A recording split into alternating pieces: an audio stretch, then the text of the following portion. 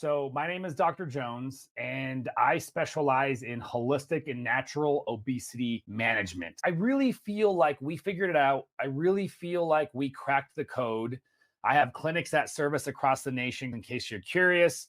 In a nutshell, what we do is we prescribe various science backed anti aging therapies like the GLP-1 meds, of course, like the peptides. There's so many peptides: AOD, MOTC, CJC, BPC, and then there's medications like low dose naltrexone, tesofensine. So putting it together for you and being able to prescribe the best option so that you can get these powerful interventions to help you, but then pairing it with the coaching, that's in a nutshell what we do. It blows my mind how many people out there and how many clinics and doctors do not understand how to break a weight loss plateau.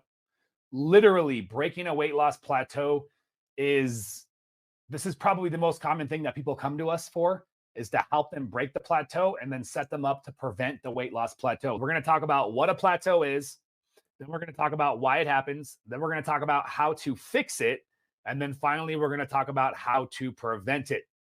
So I know a lot of people out there are stuck in a plateau and they don't freaking know what to do. So we got 4 chapters. Chapter 1, what is a weight loss plateau? So a literal weight loss plateau is a situation that happens when you're with your body, when you're putting effort towards losing weight and the weight loss begins to slow down and then stop. AKA, I'm eating less, I'm exercising more, and I'm no longer losing weight. That's a plateau. Now, what is actually happening to the body during that plateau is your metabolism is slowing down. So from a medical basis, I like to refer to it as metabolic down regulation. So your thyroid gland is slowed down by upper level systems in your brain, specifically called the hypothalamus, which is like this big regulatory center in your brain. And so because of this trend in calorie deficit over time, the hypothalamus goes, we need to stop and slow down this weight loss. So the hypothalamus does 2 things. It slows down your metabolic rate and it makes you more hungry. How many times have you guys remembered and experienced, probably currently, if you're not on these medications, right? Because if you're on these meds, you don't feel this. But if you remember back in the day before GLP-1s, because I know everybody watching this has experienced losing weight in the past, remember how freaking ravenous hungry you were always feeling every time you lost 5, 10, 15, 20 pounds? It was like you were hungry all the time. Let me know if you can relate to that. You don't feel that anymore because you're on these freaking medications, which I'm pro medication, don't get me wrong, but there's problems with them. But back in the day, you remember when you used to lose weight, you couldn't maintain it, but you would lose it and you'd be fighting and you were always hungry and you were tired. You were brain foggy. You felt like crap. Guess what? That metabolic downregulation does more than just slow down your weight loss. Just think about that for a second. Your body needs X amount of calories to run its physical systems. Average is about 2,000 calories. So if your body needs about 2,000 calories, if it prefers to burn 2,000 calories to operate all the different parts of your processes in your body, and now you're eating 1,000 and your body has figured out how to run, right? Because your body's always trying to cope and survive and adapt. What do you think that happens, though? What do you think that happens so that your body can run off of 1,000 calories now? Your brain literally slows down. You're not burning as many calories because you're not burning as much juice. So that's why the brain fog sets in. That's why you get tired all the time. And if you let that drag on, you start losing hair, you feel cold, all sorts of crazy things. So this is what a weight loss plateau is, and this is what is actually happening in the body. Okay, now let's go into chapter 2, right, of weight loss plateaus. Why do weight loss plateaus happen? We talked about the what is it, and we really expanded on that, right? Like now you have a better picture of the what it looks like with the body, all of that. Okay. Why do weight loss plateaus set in? Okay. I'm going to give you my theory because there is no scientific literature that backs up why it happens, but there's some common sense ancestral wisdom here. Okay. Human beings have the earliest human ancestors were about 3 million years ago. For the majority of 3 million years, human beings have not had steady states of food. It wasn't until about agricultural times 10,000 years ago that we actually had steady supplies of food. So for the majority of 3 million years, we had to cope and survive through periods of inconsistent periods of food. So just think about that for a second, because we all remember biology in our high school and we learned about evolution, right? Survival of the fittest. So with millions of years of an environment where we never had consistent supplies of food, the ones our ancestors that were actually able to survive, just common sense tells us that they would have to develop systems within their body to help them survive longer during periods of increased times where they were not eating, right? Because they couldn't secure a hunt, because they couldn't find food. Just think for a second logically, if your metabolism didn't slow down, you would die much faster. So that's a problem, okay? So everybody alive today, by the way, this relates to so much that I'm going to talk about later, but everybody alive today is the result of millions of years of surviving through periods of famine and developing systems that help them survive. So, Ed, by the way, when anyone tells you you shouldn't be fasting and you should be eating 6 small meals a day, just tell them, what the heck does the human body have all these different systems to consume a large amount of food, store a large amount of body fat, and have the ability to actually run off of it if I wasn't supposed to incorporate fasting? We could talk about fasting later. We could talk about my opinions about that. We're talking about plateaus. And so now you guys understand the why. Based off of ancestral wisdom, what has led human beings to this point is the fact that, in summary, this is what we had to do to survive for the majority of human history. Guess what? Now we're alive. For the last 10,000 years, we've had steady states of supplies of food. So now that we have steady supplies of food, which is exacerbated by, I would say, the last couple hundred years with just a massive increase of process, which would love to talk to you about that and the changes that have happened in the last 100 years. Okay. So we talked about what a plateau is. We talked about the why, right? Let's get into number 3. We're about to start talking about the solution to a weight loss plateau. We talked about what a plateau is, how it looks, how it presents. We talked about why it happens. And now we're going to talk about the solution. So remember that the problem that created the plateau, in summary, is a calorie deficit over time. So the problem that creates the plateau is the calorie deficit over time. Now, that's not the only problem. I just want to be clear. There could be other causes like a micronutrient deficiency, but we're going to focus on calories as the cause because, in my opinion, that is hands down the most common cause of a plateau. All right. There are others. So for the calorie aspect, the way to fix that is to literally do the opposite. All right. So the way that we beat it is with a calorie surplus over time. Right. So in my program, we call that a reset. I think Dr. Lane Norton calls that a reverse diet, which I have a lot of respect for Lane Norton, by the way. But there is a reverse diet, a reset. Really, what we're talking about is increasing your calories over time. So you got to start with the mindset of knowing that what you have to do is take a break from your weight loss, but that's okay because you weren't losing weight anyways. So what's going to be a real challenge to you is you're going to have to start eating more.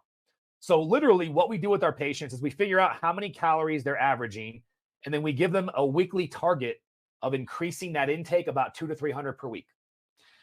200 to 300 calories per week, we're increasing their calories. We want confirmations from your body that the response is good. So quick summary, what tells me the body is doing good?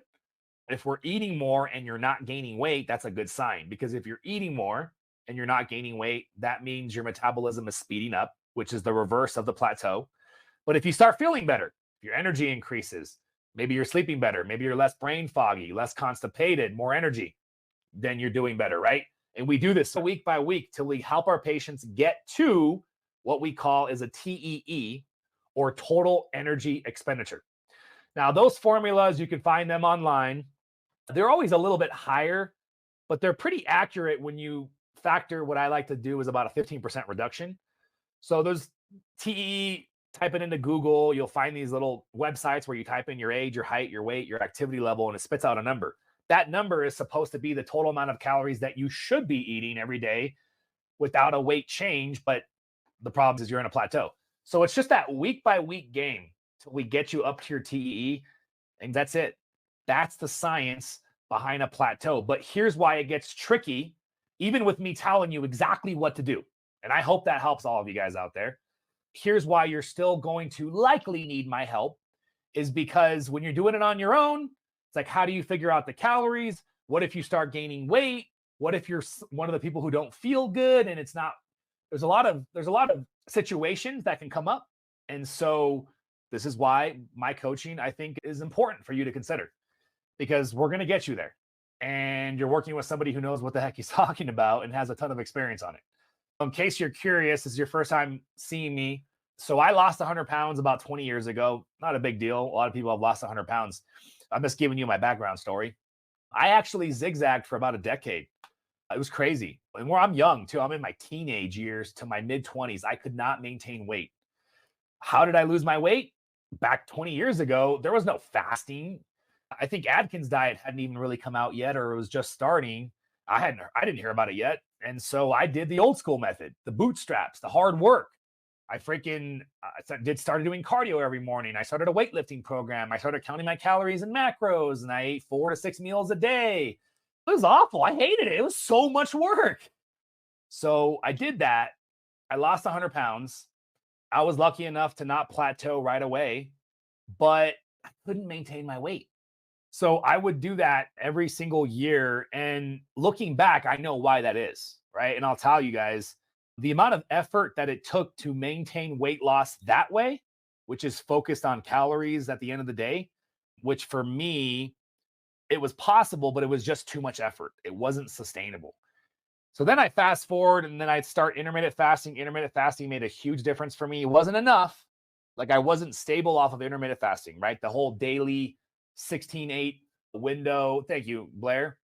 Then I started prolonged fasting and I was just pushing it more and more. 24, 36, 48 every single week. I'll tell you, for me personally, once I started fasting for 48 hours every single week, it was just lights out. I could get as fit as I want. I could stay fit with minimal effort. That's the thing. It's not that I'm lazy, and I hope you guys know I'm not lazy. I just don't want a life that's all about working out. There's so much more in life I want to do. Let me know in the comments if there's so much more in life that you want to do than just thinking about being healthy. Like we want to put, and we should put attention towards being healthy. But I don't know about you guys, but I'd like to 25% of my energy towards being healthy. Okay, great. I'll give you 1/4 of my life energy to be healthy. But once I start getting into 50 and 75 and all my freaking free time is towards being healthy, everybody responds to that a little bit differently. But now you start seeing why people start to go, F this, give me the Twinkie. I'll just be chunky and happy. Because you need a life, right? Like you need to have some life. And that's really been the basis of where my passion and my like developing this protocol. It's called the FLOA protocol. If you're curious, like all the lifestyle that I'm talking about, which stands for FLOA, fasting like our ancestors. The FLOA protocol is the world's most aggressive prolonged fasting regimen, which might sound like crazy hard, but believe me now when I say, and we could talk about why it's not hard. The most important variable that I consider every time I'm looking at my program and I'm trying to adapt it and improve it, because I'm always trying to improve my protocol, the most important variable I consider is how easy can we make this? Let me explain why that's so important to me. How easy can we make this is not to say that people have to literally have something that's super easy. It's because all of us have enough stress in our life that if it's not easy, the majority of us are not going to be able to adhere to it. And so I'm always looking at that because I have to live it to myself for the rest of my life. I will regain body fat very fast. That is never going away. I just figured out a way to stay not only healthy, but actually pretty fit too with minimal effort. I don't do a bunch of cardio. I'm probably 13 to 15% body fat. I'm not ripped, but I'm pretty lean with no cardio. I lift weights 3 days a week, and I like to have a lot of desserts here and there. But I do a lot of fasting, right? I'm consistent with my weightlifting. I cycle days where I have high carbs. I have cycle days where I'm having low carbs. I eat mostly unprocessed food when I'm not eating my cheat meals. I'm on a good supplement protocol, and I always think about prioritizing my sleep and managing my stress. That's it.